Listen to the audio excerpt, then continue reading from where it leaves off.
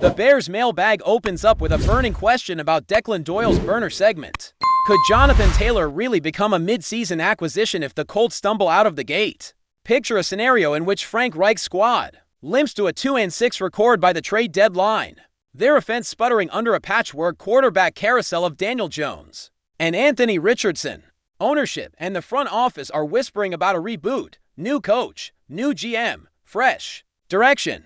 In that volatile environment, moving Taylor before the season's midpoint could seem like an ugly but necessary reset. After all, Taylor won't help the Colts win this year if they're already eliminated from contention, but his value as a trade chip could be immense. Now imagine the phone calls flying back and forth. What would it take to land Taylor? Scouts and executives ask each other.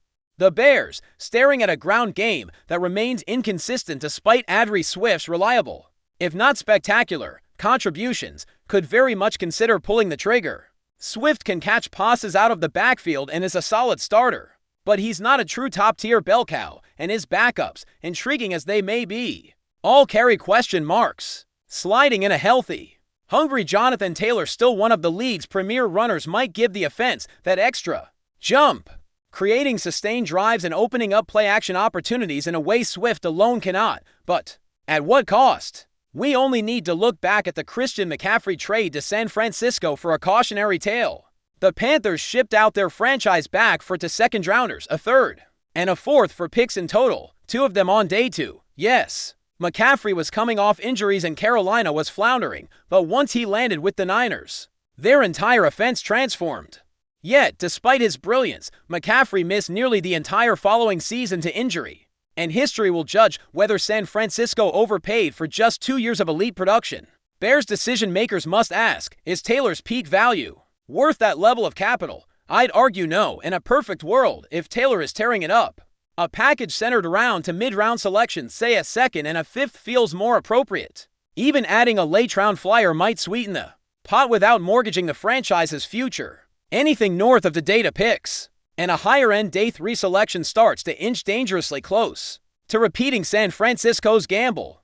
Contrast that with Tyreek Hill's Dolphins deal, 5 picks, including 2 in the first round. Hill's explosiveness arguably justifies that haul, but even Miami's front office might wince at parting with so much draft currency. Bears fans should hope for a bite-sized offer, perhaps a 2nd and a 4th, or a 3rd and a 5th.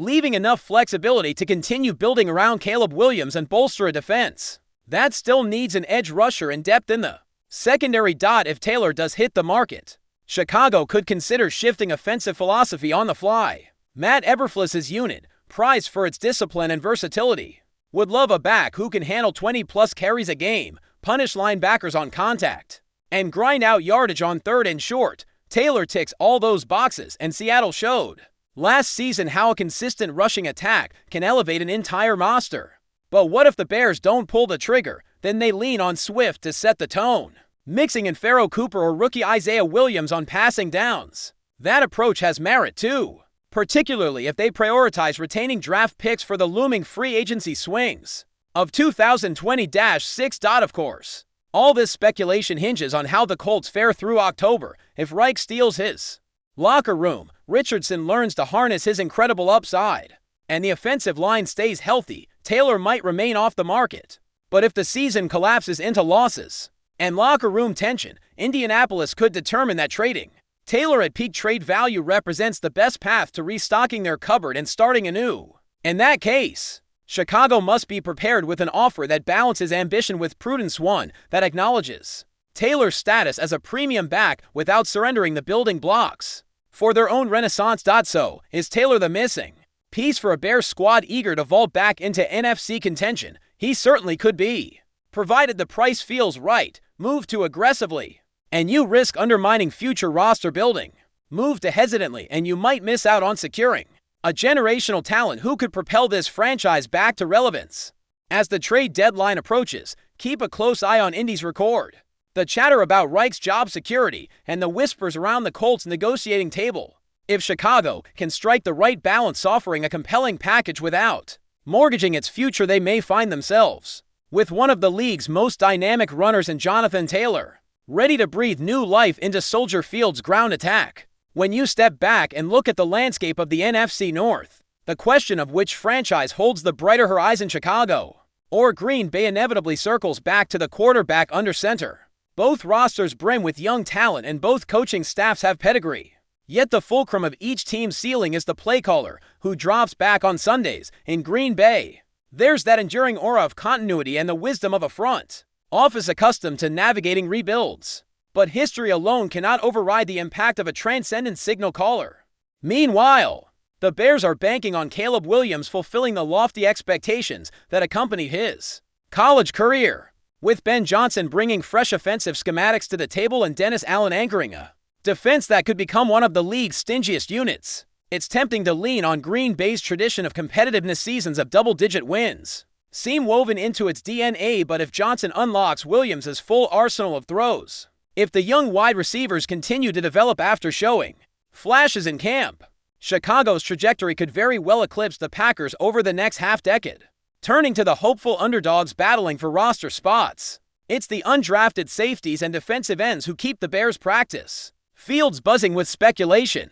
Among the safeties, Major Burns has drawn murmurs of potential, his instincts and rangy coverage turning heads in walkthroughs. And Tyne Johnson follows close behind, with a knack for ball hawk vision. On the edge, Xavier Carlton and Jeremy Robinson have shown glimpses of an explosive first step that could translate to third and short stops, while John A. Walker and J.P. Richardson stake their claims in special teams drills, the latter flashing enough hands-eye coordination returning punts to suggest he might earn that fifth roster spot as a two-way utility player. Each of these youngsters carries a narrative of overcoming longer odds, of navigating the spring and summer without the security of a drafted pedigree, and their performances in joint practices and preseason games will be pivotal in determining whether the Bears unearth a hidden gem. Veteran leadership also factors heavily into Chicago's pending roster decisions, and few names command more intrigue than Von Miller, now in his mid-30s and working to stay fresh after a late-season stint with the Bills. Miller's blend of savvy and speed remains a valuable commodity, particularly in a rotational role.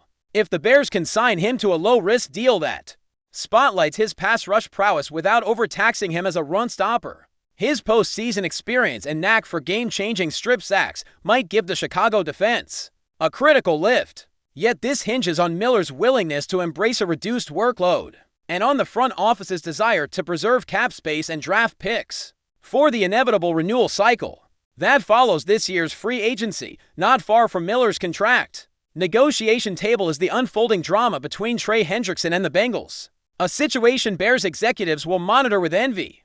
Hendrickson's holdout and bold posture on contract demands illustrate the precarious balance between maximizing player value and maintaining organizational leverage. If Cincinnati allows the stalemate to drag into training camp and beyond, Hendrickson's trade market will dry up, leaving the Bengals less able to recoup premium assets. Chicago, keenly aware of how sobering it is to see a player's trade value erode through delay, will take notes on the timeline and tactics that ultimately yield a resolution in Ohio. The lesson is clear: if you intend to trade a Pro Bowl edge rusher, strike while his stock is highest before the first snap, when optimism still fuels bidding wars. Before we continue, don't forget to subscribe to our channel and give this video a like. Your support helps us keep bringing you the latest updates on our Chicago Bears. And don't be shy, drop your thoughts on the news in the comments below. In a move that's already stirring plenty of excitement among fans and insiders alike, whispers are growing louder that Allen Lazard might be on his way to join the Chicago Bears as a free agent, although nothing has been officially confirmed yet. The buzz around the league and among Bears supporters suggests this could be a major signing that injects fresh energy into the team's offense. Lazard, known for his reliable hands and strong presence as a wide receiver, has carved out a solid reputation in the NFL with his impressive performances. Over the years, he has proven himself a dependable target, someone quarterbacks trust to make clutch plays. The possibility of him linking up with the Bears has fans buzzing about what this could mean for Chicago's passing game, especially as they look to boost their offensive weapons ahead of the upcoming season. The rumor started gaining traction following a few subtle hints from insiders close to the Bears organization, combined with Lazard's free agent status and the team's evident need to bolster their receiving corps. Chicago's fan base has been vocal on social media, sharing hopes and speculations. and already imagining the potential impact of Lazard's arrival. For a franchise eager to make a statement and climb back into playoff contention, landing a player of Lazard's caliber would be a welcome development. While the Bears have not made any formal announcements, the atmosphere is charged with anticipation. Analysts are debating how Lazard's skill set would fit into the Bears' offensive schemes, and how his experience could complement their young quarterback's development. It's not just about adding talent, it's about adding a player who brings versatility, grit, and a proven track record qualities Lazard has shown time and again. If this deal comes to fruition, it would mark a notable chapter in the Bears' off-season strategy, reflecting a commitment to strengthen and key positions through savvy acquisitions and free agency. It would also serve as a morale boost for fans who have been waiting eagerly for impactful moves that signal a competitive spirit and ambition. Of course, with any rumor, the final confirmation is what truly matters, but as the chatter intensifies and the Bears' front office remains tight-lipped, one thing is clear: the possibility of Allen Lazard donning the Bears uniform is already enough to set the fanbase alight with hope and excitement. Stay tuned, because this potential signing could be one of the most talked about stories of the NFL offseason. That's it for this update. If you enjoyed the video and want to stay updated with exclusive news about our Chicago Bears, be sure to subscribe to our channel and hit that like button. We can't wait to hear your thoughts in the comments. See you in the next video.